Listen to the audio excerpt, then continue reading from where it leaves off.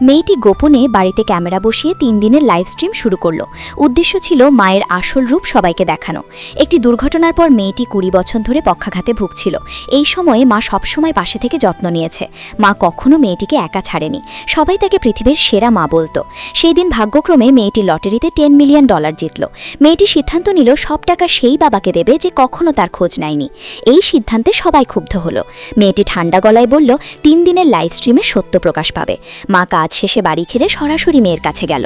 মা যত্ন নিয়ে পক্ষাঘাতগ্রস্ত মেয়ে দেখাশোনা করতে লাগলো। মা এই জীবন নিয়ে ক্লান্ত ছিল না, বরং নিজেকেই দোষ দিত। লাইভ দেখছিল যারা, তারা আবেগে কেঁদে ফেলল, কিন্তু মেয়েটি একটুও নড়ল না। ঠিক তখন মদ্যপ বাবা বাড়ি ফিরল। মা বাবাকে বলল মেয়েটিকে বাথরুমে নিয়ে যেতে। বাবা বিরক্ত মুখে মেয়েটিকে বোঝা বলল। মা রেগে গিয়ে বাবাকে বের করে দিতে চাইল। ঠিক তখন মেয়েটি মাকে উল্টো দোষ দিল। দর্শকরা মেয়েটির উপর ক্ষুব্ধ হলো। সবাই মায়ের জন্য দুঃখ পেল, তবুও মা মেয়েকে দোষ দিল না। মা চুপচাপ মেয়ের যত্ন করতে লাগলো। মেয়েটি ভুল করে বাবার মদের বোতল ফেলে দিল। বাবা রেগে গিয়ে হুইল চেয়ার উল্টে দিল। মা দ্রুত ছুটে এসে মেয়েকে বাঁচালো। এই সময় মায়ের হাত আঘাত পেল, তবুও মেয়েটি একবারও ধন্যবাদ দিল না, বরং মাকে আবার মদ কিনে আনতে বলল।